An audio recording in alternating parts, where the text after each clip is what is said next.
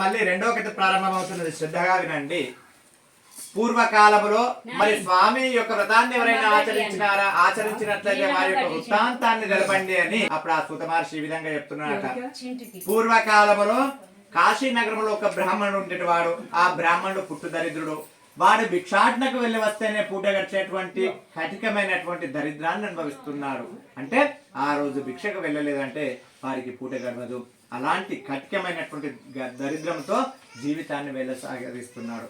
మరి భగవంతుడు బ్రాహ్మణ ప్రియుడు ఏ విధంగా అంటే దైవాధీనం జగత్ సర్వం మంత్రాధీనం దైవతః తన్మంత్రం బ్రాహ్మణాధీనం బ్రాహ్మణో మమ దేవత అని నీతి శాస్త్రంలో చెప్పబడింది. అంటే ఈ జగత్తంతా కూడా భగవంతుని కనసేగల్లో నడుస్తుందట, అతని ఆధీనంలో నడుస్తుందట. మరి ఆ భగవంతుడు వేదాలు చదివినటువంటి బ్రాహ్మణుని మంత్రాలకు అనుగుణంగా ఉంటాడు.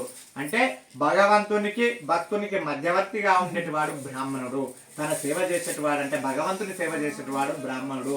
నా సేవ చేసేటివాడు ఈ విధంగా దరిద్రాన్ని అనుభవిస్తున్నాడే, మరి వీరికి ఈ దరిద్రాన్ని పోగొట్టదలిచినాడు. చాలా బాధపడినాడు. ఆ యొక్క శ్రీమన్నారాయణమూర్తి ఒక వృద్ధ బ్రాహ్మణ వేషం ధరించుకున్నాడు.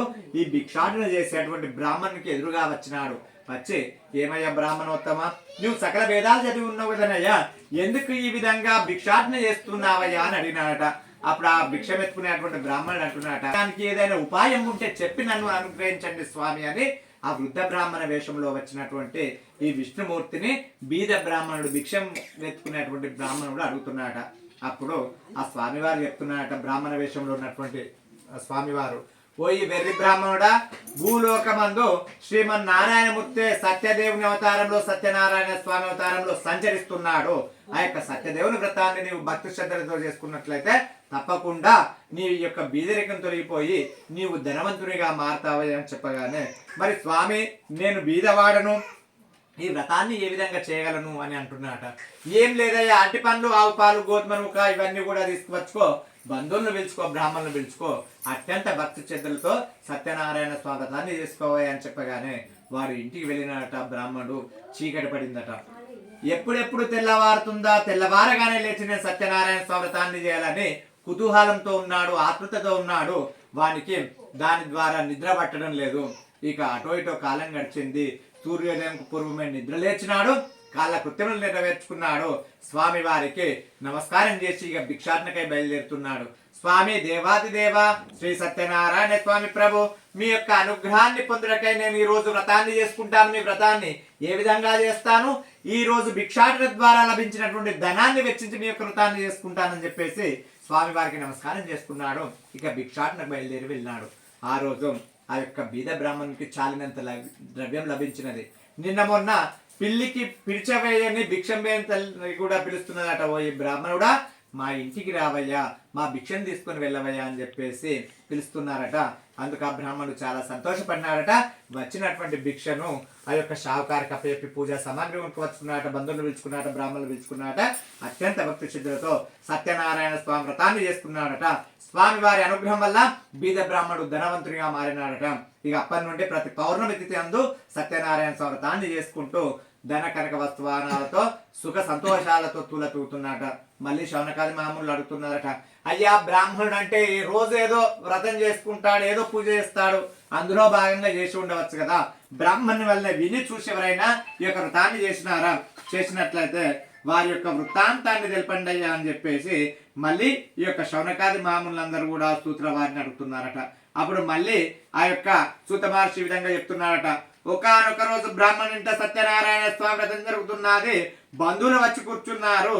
అదే విధంగా ఆ యొక్క బ్రాహ్మణులు వచ్చి పూజ జరిపిస్తా ఉన్నారు.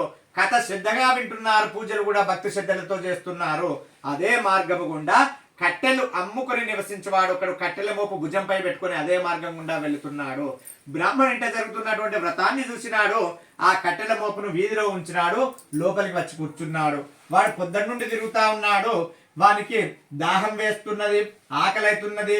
మిగుల ఆకలి దప్పులతో ఉన్నప్పటికీ కూడా శ్రద్ధగా కూర్చున్నాడు. బ్రాహ్మణుడు చేస్తున్నటువంటి వ్రతాన్ని చూసినాడు. పూజ పూర్తి అయిపోయిన తర్వాత తీర్థ ప్రసాదం తీసుకొని భోజనం చేసిన పిమ్మట అతన్ని అడుగుతున్నట బ్రాహ్మణుని కట్టెలమ్మవాడు, అయ్యా బ్రాహ్మణోత్తమ, మీరు చేసినటువంటి వ్రతం ఏమిటి? ఈ వ్రతం చేయడం వల్ల కలిగే లాభం ఏమిటయ్యా అని అడిగినాడట. ఓ ఈ కట్టెలమ్మవాడ, ఇది సత్యనారాయణ స్వామి వ్రతమయ్యా.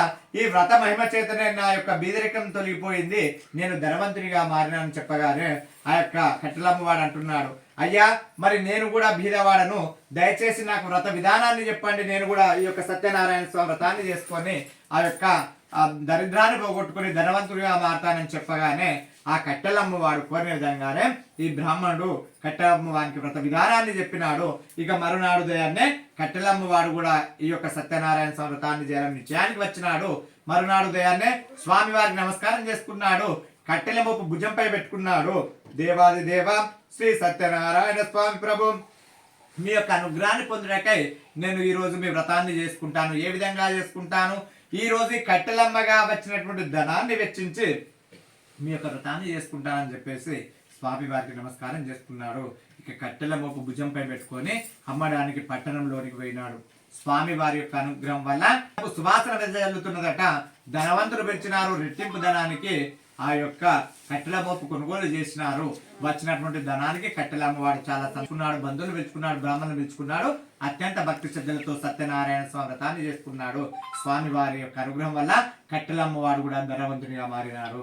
ఎవరైతే భూలోకంలో సత్యనారాయణ స్వామి వ్రతాన్ని అత్యంత భక్తి శ్రద్ధలతో చేసుకుంటారో బీద బ్రాహ్మణుడు ధనవంతుడైన రీతిగా, కట్టెల అమ్మవాడు ధనవంతుడైన రీతిగా అవుతారు అని చెప్పినారు. శ్రీ రమా సత్యనారాయణ స్వామి భగవానికి జై. ద్వితీయోధ్యాయ సమాప్త.